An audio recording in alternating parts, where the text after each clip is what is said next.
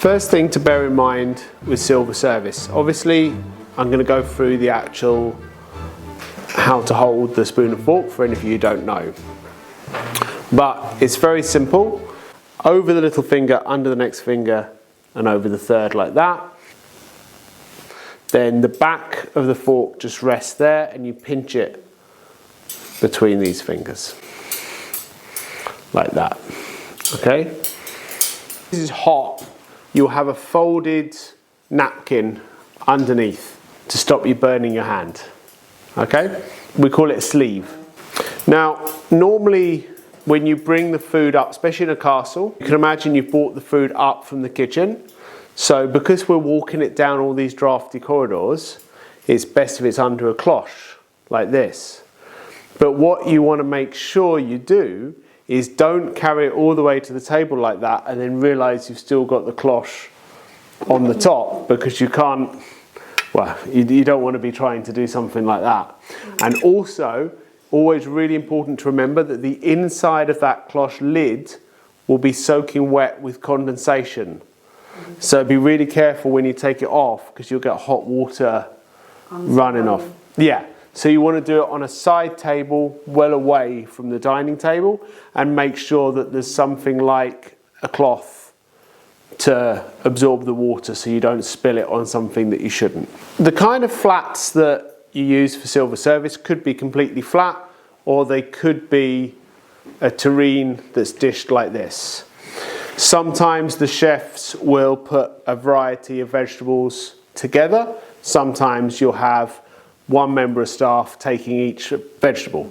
Always you have to serve from the left, okay? Especially assuming if you're right-handed, because otherwise, imagine if I tried to serve from the right, I've got to reach all the way across, which is really difficult. We bring the flat in, and the back of your hand, you come down, and the thing to remember is the edge of the flat should be just over the edge of the plate. So why do you think that is? Something from dropping onto the table. Exactly. Because let's say I'm picking up this potato and it's dripping with butter. I don't want it to drip all over the table or anything else. So I bring it in close, I pick up the potato, and I place it on the plate. Now I'll already have an idea in my head about where that potato should go on the plate, and I will endeavour to do all of the plates for all of the guests the same, okay, if I can.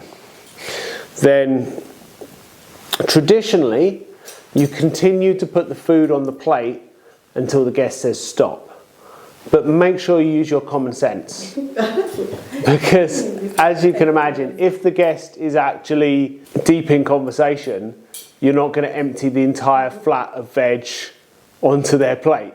Okay, so have an idea. Like if chef said that probably around 2 potatoes per person, and you've put 2 down, you could say something like, "Is that enough potatoes, sir? Would you like any more potatoes?" Something like that, and they might say, "I'll have 1 more." So there we go. We've got 3 for this gentleman. He likes his potatoes. Don't try and take too many at a time is key. So you can just do 2 and do them like this. Will probably be quicker than trying to pick up a great big handful if you're running the risk of dropping them. And something like the baby corn is much easier to pick up, but again, easier to control like that. Some things do not actually suit themselves very well for a spoon and fork. So when I'm serving something like smoked salmon or charcuterie, so anything sliced, fish knives work better than a spoon and fork. When I'm serving charcuterie, I like to have fish knives to serve it with. You'll notice the way that the charcuterie is flat. You can actually use the blade to slide under the thing that you're serving. Some things like smoked salmon, for example, is very sticky.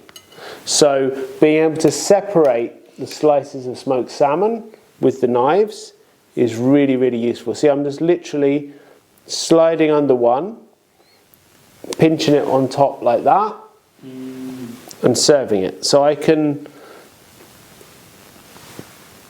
make the same sort of beautiful pattern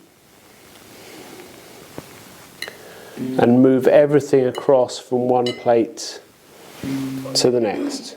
If you'd like to know more about our hospitality and butler training, please go onto the Rosset Bespoke Butlers website. We'd be delighted to talk to you about what we offer. And if you're just enjoying the videos, please subscribe. In fact, there's a whole series all about this butler training at Kelburn Castle. Thank you so much. I'll see you soon. Bye-bye.